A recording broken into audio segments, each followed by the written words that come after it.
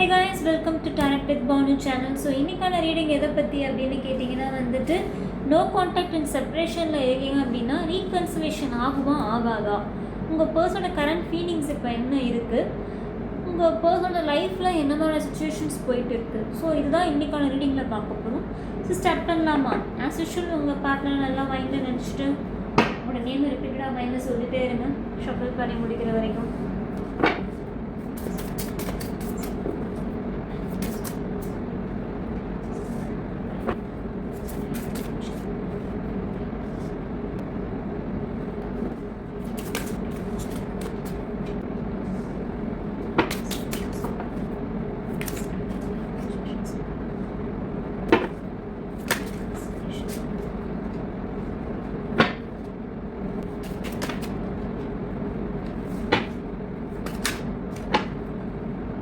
Reading start பண்ணலாமா? ஆக்சுவலாக உங்கள் பர்சனோட கரண்ட் ஃபீலிங்ஸ் இப்போ என்ன அப்படின்னா வந்துட்டு இப்போதைக்கு அவங்க பேசுகிற மனநிலைமையில இல்லை ஆக்சுவலாக சொல்ல போனால்.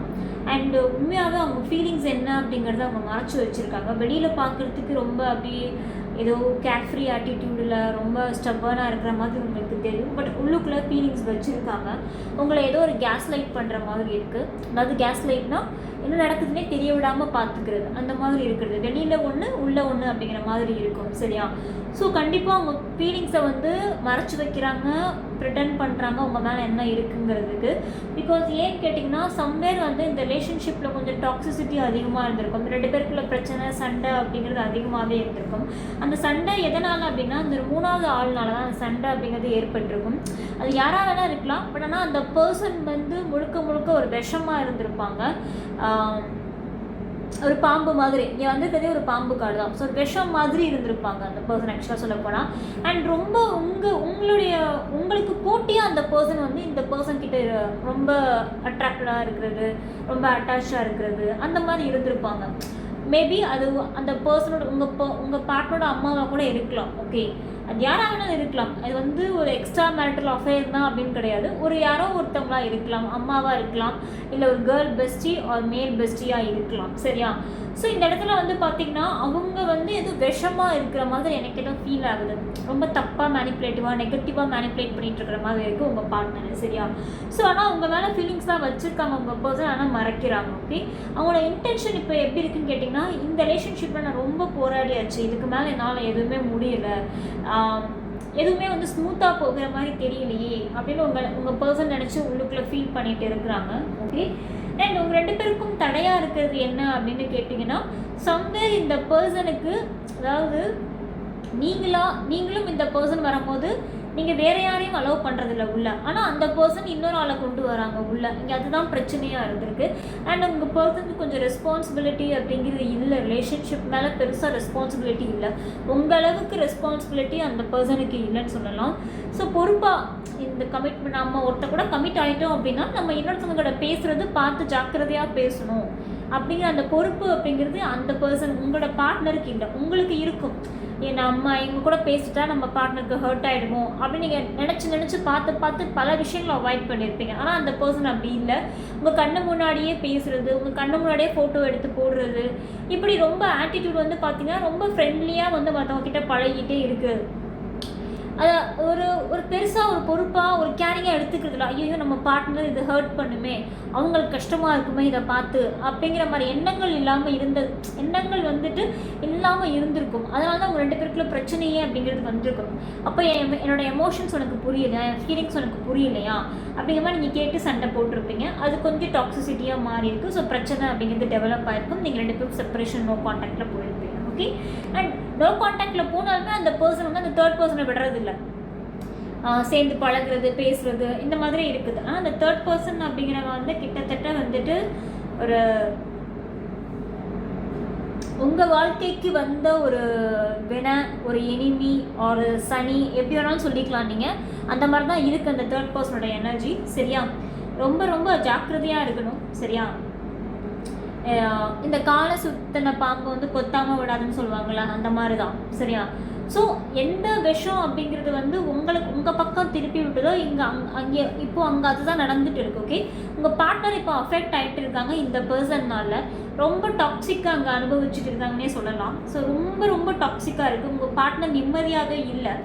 உங்களை விட்டு பிரிஞ்சு போனாலும் அங்கே நிம்மதியாலாம் இல்லை. சரியா, வெறுப்பேற்றவனா ஃபோட்டோஸ் போட்டிருக்கலாம், வெறுப்பேற்றவனா அப்படி பண்ணியிருக்கலாம். பட் உள்ளுக்குள்ளே ஏதோ ரொம்ப நிம்மதி இல்லாமல் ஒரு மாதிரி வெக்ஸாக இருக்கிற மாதிரி இருக்குது உங்கள் பார்ட்னரோட எனர்ஜி. அண்ட் கூடிய சீக்கிரம் அந்த ரீயூனியன் அப்படிங்கிறது இருக்குது. சரியா, கொஞ்சம் டிலே ஆனாலும் கண்டிப்பாக ரீகன்சிலேஷனுக்கான வாய்ப்பு இருக்குது. அதாவது உங்களை தேடி நேரில் வந்து மீட் பண்ணுறதுக்கான வாய்ப்பு அதிகமாக இருக்குது. ஓகே,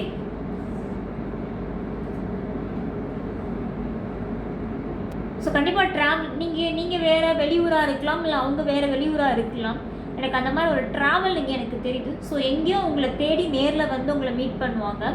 அண்ட் கண்டிப்பாக ரீகன்சிலேஷனுக்கான வாய்ப்பு அதிகமாகவே இருக்குது. ஸோ உங்கள் பர்சனே வந்து ஸ்டெப் எடுத்து ஆக்ஷன் எடுத்து உங்ககிட்ட பேசுவாங்க, ரீகன்சிலேஷன் பண்ணுவாங்க.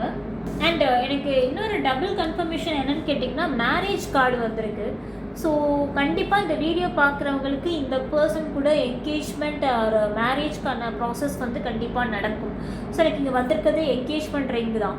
ஸோ கண்டிப்பாக ஏதோ ஒரு செலிப்ரேஷன் மொமெண்ட் அப்படிங்கிறது உங்கள் 2 பேருக்குள்ளே அந்த ரீயூனியன் ஆனதுக்கப்புறம் கண்டிப்பாக நடக்கும். மேபி அது மேரேஜாக இருக்கலாம், இல்லை என்கேஜ்மெண்ட்டாக இருக்கலாம். அண்ட் மேரேஜ்க்காக உங்கள் பார்ட்னரே வந்துட்டு பாசிட்டிவான ஸ்டெப்ஸ் எல்லாமே எடுப்பாங்க ஃப்யூச்சரில். பட் ஆனால் கொஞ்சம் டிலே ஆகும். சரியா, it maybe take more than 8 weeks. கண்டிப்பாக 8 வீக்ஸ்க்கு மேலேயே ஆகும். இந்த பர்சன் வந்து கண்டிப்பாக உங்களுக்காக ஏதாவது ஆக்ஷனோ ஒரு ஸ்டெப்போ எடுக்கணும் அப்படின்னா.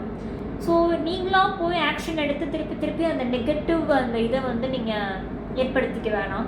திருப்பி நீங்கள் பேச போனால் அங்கே விலகி போயிட்டே இருப்பாங்க. ஸோ இந்த நோ கான்டாக்ட் அண்ட் செப்பரேஷனை அப்படியே விட்டுருங்க. மேனிஃபெஸ்டேஷன் மட்டும் பண்ணுங்கள் உங்கள் பர்சனுக்காக. ஸோ மேனிஃபெஸ்டேஷன் கண்டிப்பாக ஒர்க் அவுட் ஆகும். பிகாஸ் ஏன்னா உங்களுக்கு பாசிட்டிவான கார்டு தான் வந்திருக்கீங்க.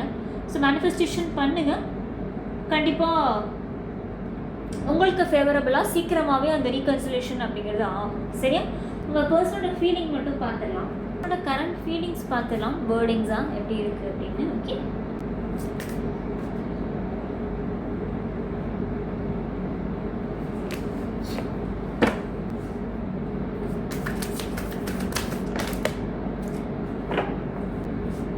நிஜமாகவே இந்த காதல் அப்படிங்கிறது ரொம்ப பைத்தியமாக்கும் மனுஷங்களை அப்படிங்கிறது ரொம்ப ரொம்ப உண்மை. பிகாஸ் உங்கள் பர்சன் வந்து உங்கள் மேலே வச்ச லவ்னால கொஞ்சம் பைத்தியமாக தான் இருக்காங்க. அவங்களுக்கு என்ன பண்ணுறதுனே தெரியல. நிஜமாகவே இது முடிஞ்சு போச்சா அப்படிங்கிற ஒரு பயத்தில் அவங்களுமே இருக்கிறாங்க. ஏன்னா பிகாஸ் இந்த செப்பரேஷன் அண்ட் நோ கான்டாக்ட் வந்து கண்டிப்பாக அவங்களையும் ஏதோ ஒன்று பண்ணுது, பைத்தியம் பிடிக்க வைக்குது.